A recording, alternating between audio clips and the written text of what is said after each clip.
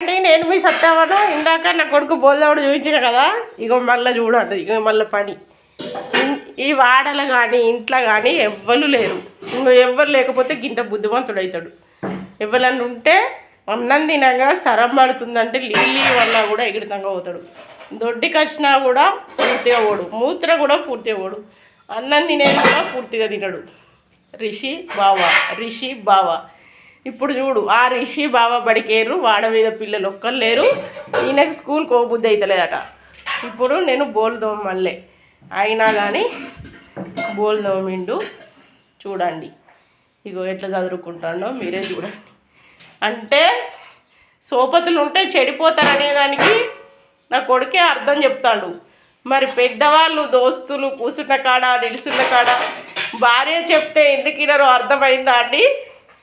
మరి ఒకరి పక్కకు ఒకరు సెకండ్ ఇచ్చుకుంటే గాళ్ళతోటి ఏంటి తాగుదామా అంటే తాగుదామని తాగుతారు, ఇంటికి వచ్చి గొడవ చేస్తారు. ఇగో ఎవరి సోపతి పట్టకపోతే చక్కగా ఇంటికి వచ్చి ఇల్లు మీద పట్టుంటుంది. ఇగో నా కొడుకు చిన్న వయసుడైనా కూడా దోస్తుల ఇంటి దగ్గర ఉన్నారంటే చెంబడి నీళ్ళు ఇత్తలేడు. ఇప్పుడు ఎవ్వరు లేరు, నువ్వు ఆడుకోమంటే ఆడుకుంటలేడు. తనకి ఇల్లు మీద పట్టొచ్చింది, పూల మీద పట్టొచ్చింది, సదురుడు మీద పట్టేసి వచ్చింది. మరి ప్రతి ఒక్క అన్నయ్యలు తమ్ముళ్ళు దీన్ని బట్టి మీరు అర్థం చేసుకోండి. చెడపకురా చెడేవు, దోస్తులు ఎలా ఉంటే మీరు అలా మారుతారు. తప్పకుండా దోస్తులు ఎలా ఉంటే మీరు అలా మారుతారు. ఇగో చూడు, చిన్న పిల్లాడికి ఇల్లు మీద పట్టింపు వచ్చింది. నేను అన్నీ తెలియకుండా వీడియో తీస్తానా. మీరు కూడా సోపతులు పట్టద్దు. మీ ఇల్లు, మీ కుటుంబం, మీ పని ఏందో మీరు చూసుకుంటే చాలా బాగుపడతారు. ఇగో చూడండి, మీ పని కుటుంబ రక్షణ అని చూసుకుంటే మిమ్మల్ని ఎవ్వరు కూడా గరీబులు చేయరు. మీకు మీరే గరీబులు అవుతారు దోస్తుల వల్ల. ఇటు అంటే ఇటు పోదాం, అటు అంటే అటు పోదాం. భార్యను పట్టించుకోరు, ఇంటికాడి పరిస్థితులు పట్టించుకోని వాళ్ళు ఏది అన్నది మీకు అర్థం చేసుకోవడానికి టైమే దొరకదు కదా. దోస్తులు మరి ఇలాంటి వాళ్ళ కోసమే ఈ వీడియో. చూడండి, ఏ సోపతి పట్టకపోతే ఎవరికి వారే మారుతారు. అందుకే సోపతులు పట్టి చెడిపోయేటోళ్ళు తప్పకుండా మీరు మారాలని. నా కొడుకు చెడిపోయిందని కాదు, అర్థం చూపిస్తున్నా మీకు. ప్రతి వీడియోలా నేను అర్థం చెప్తా. ఎవరు లేకపోతే తన ఇల్లు విన తనకు పట్టి ఏం చేయాలన్న ఆలోచన వస్తుంది. సోపతులు ఉన్నాక ఏం ఆలోచన వస్తుందండి?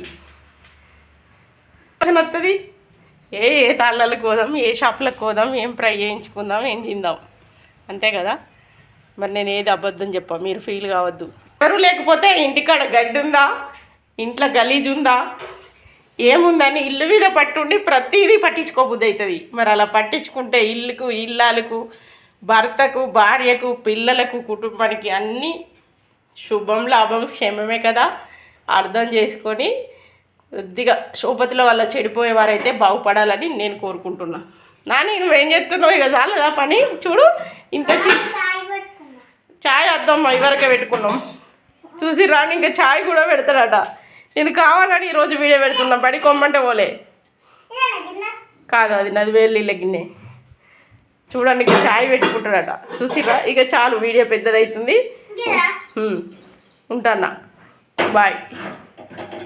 చూడండి, ఛాయ్ పెట్టుతుంది. ఇంకా చూడండి, వాటర్ సాక్ష్యంతో సాధిస్తున్నా. పని ఎట్లా ఏ బుద్ధి అవుతుందో చూడండి. ఇక చాలు, వీడియో కడిగేస్తున్నా. బాయ్.